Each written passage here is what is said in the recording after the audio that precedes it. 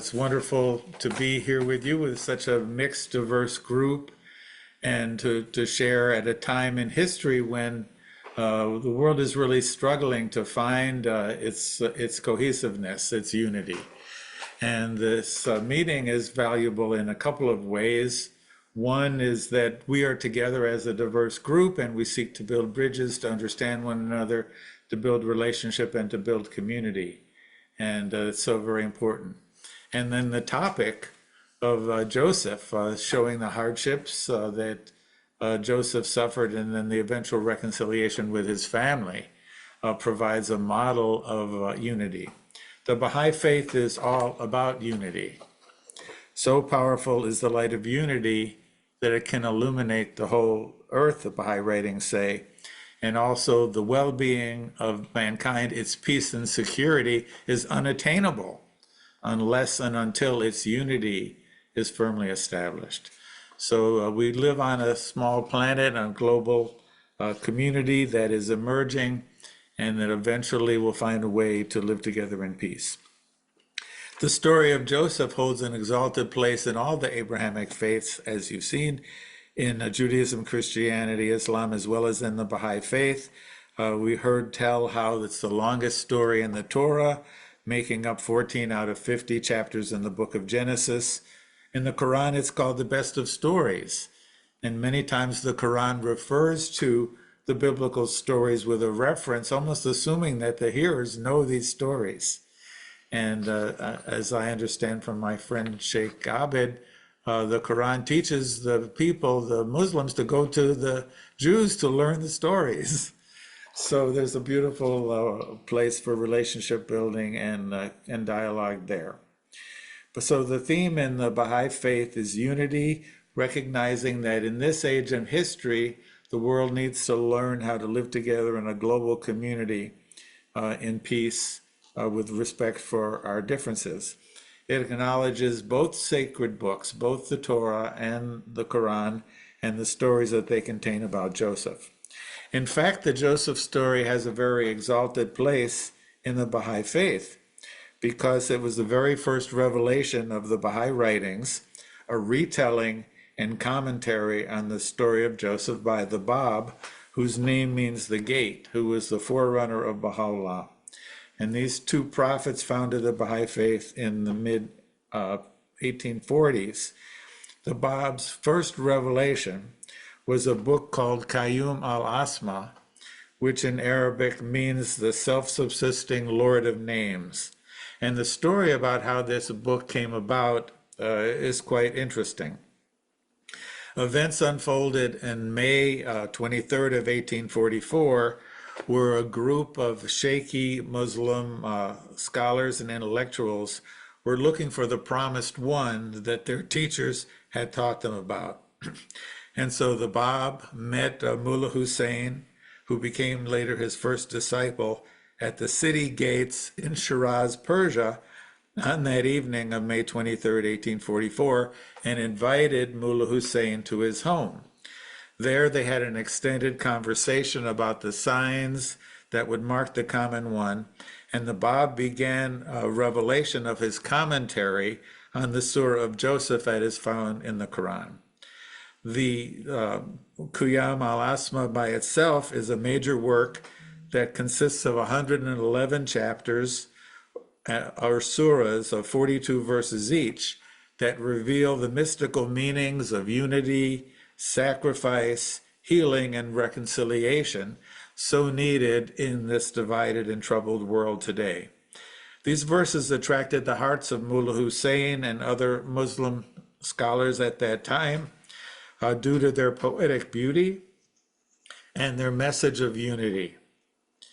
In fact, the beauty of the poetry is a mark of the Quran. It's very alliterative and poetic and very beautiful to chant and read. And so too, Qayyum al-Asma follows this same Islamic model of beautiful poetry. In his commentary or tafsir, the Bab proclaimed that Joseph's story had infinite meanings and compares the dispute between Joseph and his brothers to countless disputes that divide humanity. One of the first disputes that the Bab pointed to was the divisions between the Islamic sects. Uh, Persia was a Muslim society at that time. The vast majority of people were Muslims, and yet the Muslim world is divided into 72 or more different groups, most notably the Sunni and the Shia.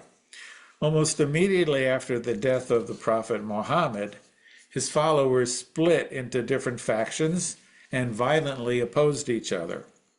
Ali, who was a cousin and son-in-law of Muhammad and one of Muhammad's first disciples, was assassinated while he was praying in the Kufa Mosque in what's now Iraq during Ramadan. In the Shia tradition, he represents the first of the Imams. In the Sunni tradition, he was the fourth caliph. But likewise, Omar and Utham, who were the second and third caliphs, were assassinated in sectarian disputes, as were 11 of the 12 Shia Imams, who were poisoned and killed by other Muslims.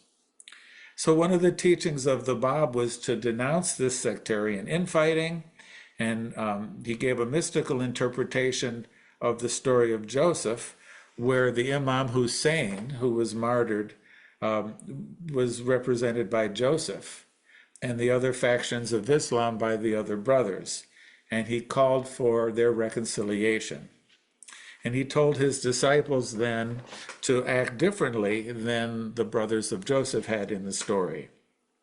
Quoting from the writings of the Bab, he said, "Denounce ye not one another. We have created you from one tree. We have caused you to be leaves and the fruit of the same tree, that happily ye may be a source of comfort to one another. Regard ye not, save as your own selves, that no feelings of aversion may prevail among you. It behooves you to be one indivisible people. Act not as the violent sectarian people of the Quran have acted, for if you do so, your fruits will come to naught, and you'll be spending your life on vanities. If, however, you observe piety in your faith, God will surely nourish you from the treasures of his heavenly grace."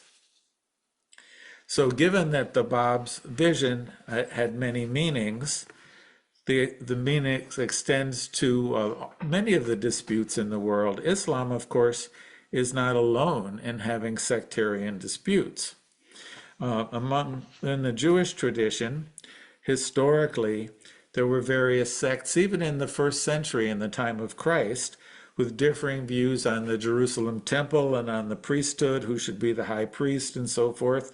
And their antagonisms were so violent that they turned against each other and were fighting, even as the Roman armies were besieging Jerusalem and causing a famine in the city. So this senseless hate has been labeled sinat chinam, and is blamed. The rabbis blamed this unreasonable hate for the destruction and loss of the Jewish temple, which was a devastation to the Jewish nation. Battles within Christian sects, of course, have been similarly plagued history, and violence between Catholics and Protestants is well known, but many other antagonisms flourished throughout the centuries. Accusations, charges, and countercharges of heresy and discrimination of one denomination against another, all claiming allegiance to God and to Christ. So the Bab's concern was not only for Islam, but for all humanity. In the opening words of the Qayyum al-Asma, he says, "All praise be to God, who hath through the truth of power sent down this book unto his servants, that they may serve as a shining light for all humanity." And in another well-known quote of the Bab, what we call the remover of difficulties, which is often said by people in times of distress, by practicing Baha'is in times of distress, and repeated 99 or even 95 times, it says, "Is there any remover of difficulties save God? Say, praise be God, he is God." And here's the interesting part: all are his servants, and all abide by his bidding. So the Bab viewed all the people, regardless of their religious preferences, regardless of their faithfulness or lack of faithfulness to the covenants of God, as his servants. This is a radical statement on the oneness of humanity. Everyone is a servant of God, and all stand in relation to the divine as images of the invisible God, one tree with many branches. Accordingly, many Baha'is call for reconciliation of the people, and the prayers call for reconciliation of the people and their differences. I'd like to share one with you now. The prayer goes, and you might want to assume a posture of prayer, settling into your seat. O thou kind Lord, O thou who art generous and merciful, we are the servants of thy threshold, and are gathered beneath the sheltering shadow of thy divine unity. The sun of thy mercy is shining upon all. The clouds of thy bounty shower upon all. Thy gifts encompass all. Thy loving providence sustains all. The glances of thy favor are cast upon all. O Lord, grant thine infinite bestowals, and let the light of thy guidance shine. Gather all the people beneath the shadow of thy bounty, and cause them to unite in harmony, so that they may become as the rays of one sun, as the waves of one ocean, as the fruit of one tree. May they drink from the same fountain. May they be refreshed by the same breeze. May they receive illumination from the same source of light. Thou art the giver, the merciful, the omnipotent. The key elements of the Joseph story carry robust meanings which we've only began to explore tonight. Joseph's physical beauty and the beauty of his coat of many colors represents many things, including the spiritual beauty of unity. Sun, moon, and stars and all other interests revolve around this beauty. The troubles in the story of Joseph began with a small family jealousy that grew out of hand, leading to cruelty and alienation. The divine hand, however, had another end in mind, and the story shows us that eventually Joseph's brothers needed him, needed food in time of famine, but more importantly, they needed forgiveness for the way they had treated Joseph. So just as the brothers may have had many legitimate complaints against Joseph for the treatment he received, the special treatment he received from his father, and Joseph had a legitimate complaint against his brothers for selling him into slavery, many disputes between peoples and nations today, between religions, have roots in real injustices. Yet the story of Joseph shows that reconciliation is more important than nursing the pains of the past, that healing is possible, that peace is possible. Thank you. Thank you so much, dear brother. Thank you so much. I just will make one comment, dear brother, when you say to, that's true, Allah motivate the people, the Muslims to ask the people of book. Actually, they call them in the Quran, the people of reminder. And in Surah Anbiya, he says, and we sent not before you except men to whom we revealed. So ask the people of the reminder if you don't know. At the same time, Allah also says to the people of book, indeed, this Quran relates to the children of Israel most of that over which they differ. So Allah always motivate the people to exchange, and this is the way, the beautiful way that He created everything. So yeah, this is what the only. Yeah, thank you for that insight.